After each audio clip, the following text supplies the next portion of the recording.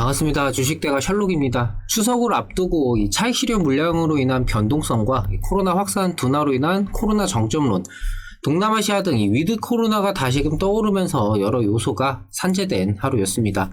양시장 외인들의 순매수에 힘입어 지수의 상승은 비교적 컸지만 실제 체감은 상승에 비해서 부족했던 이 시총 상위 종목들 위주의 시장이었는데요.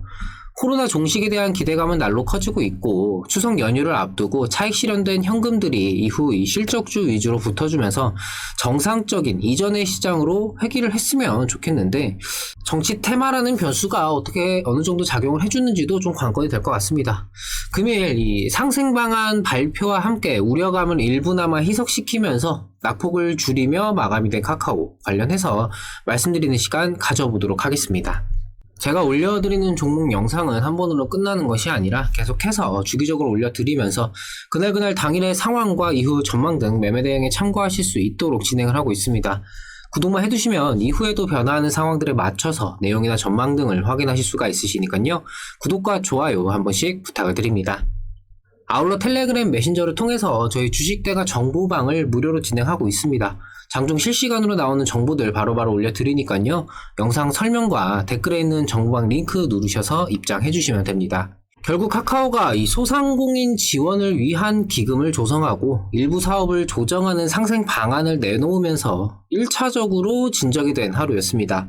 소상공인 지원을 위해서 3천억 원 규모의 기금을 조성하고 창업자인 김범수 이사회 의장이 소유하고 가족이 경영하는 카카오의 2대 주주인 K큐브 홀딩스를 사회적 기업으로 전환할 계획입니다. 카카오의 지분 10%가량을 보유하고 있는 이 K큐브 홀딩스는 최근 공정위 제출 자료 누락으로 조사를 받고 있었죠. 또한 계열사 중 골목상권 침해와 관련해서 가장 말이 많았던 이 카카오 모빌리티의 사업에서 일부 조정이 되었습니다. 꽃, 간식 배달 서비스 등 일부 서비스는 아예 종료를 하기로 했고 이전에 문제가 되었던 이 택시, 스마트 호출은 아예 폐지를 하기로 했죠. 배차 혜택을 주는 프로 멤버십의 가격도 낮추고 대리운전 중개 수수료도 하향 조정을 합니다. 금융당국의 규제 압박으로 시가총액 23조 원이 증발한 데에 따른 결과물입니다. 이전에도 말씀을 드렸지만 카카오가 잘했던 건 아닙니다. 이 사업을 확장하는 과정에서 파트너사들과의 갑질 논란도 있었고 골목상권 침해 논란도 분명 문제가 됐었죠. 7, 8년 전 이 네이버가 지금의 카카오처럼 골목 상권을 파고드는 서비스들을 출시를 했다가 그때 당시 이 초록공룡이라는 프레임이 씌워지면서 여론의 포화를 맞았고 이후에 지금 카카오가 하는 것처럼 여러 서비스를 축소하거나 종료를 했었습니다. 네이버는 그때 이후에 체질 개선을 하면서 문어발식 확장보다는 이 본사에서 총괄하여 모든 서비스를 직접 진행하기보다는 소상공인, 스타트업, 콘텐츠 공급자 등 다양한 파트너와의 관계를 형성하는 방식으로 사업을 전개하게 되었습니다. 상생을 키워드로 내세우면서 협력 모델을 추구했는데 제가 이전 영상들에서 카카오가 좀 이런 식으로 사업 확장을 하면 어떨까 하면서 말씀을 드렸던 부분이죠. 결국 대기업이 직접 판에 뛰어들게 되면은 뭐 골목상권 침해라든지 독과점 논란이라든지 이런 것들에서 벗어날 수가 없기 때문에 기존 판에 있는 이 소상공인 중소업체들은 놔둔 상태에서 그들을 컨트롤하는 이 중개소 역할로 시너지를 내야 한다라고 말씀을 드렸습니다. 하지만 공격적인 영역 확장에서는 그만큼 당장의 결과물을 보여줄 필요가 있었고 직접 판에 뛰어들면서 여러 논란이 생겨난 것이 지금의 이 카카오 규제와 사업 영역 축소 및 종료로 이어진 것입니다. 네이버의 전철을 그대로 밟은 셈이죠. 카카오가 과연 이 지금의 확장 과정을 하면서 이 네이버의 사례를 몰랐을까 싶기도 하지만 카카오가 2016년 이후에 최소 93곳을 인수합병하면서 그 과정에서 공정위의 심사를 받은 거는 4건밖에 되지 않는다라는 기사가 나왔습니다. 내용을 살펴보니까 현행 기준상 이 한쪽의 자산이나 매출이 3천억 원 이상에다가 다른 쪽이 300억 원 이상일 경우에만 신고하도록 되어 있습니다.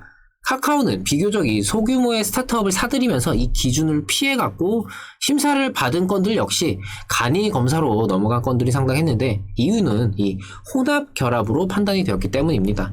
인접 분야의 기업 간에 진행되는 이 혼합 결합, 수평 결합은 같은 공급 사슬에 위치한 업체 간의 이 수직 결합과 대비가 되면서 그러니까 상대적으로 경쟁 제한성이 낮다라고 추정이 되기 때문에 심사를 통과하기가 수월합니다.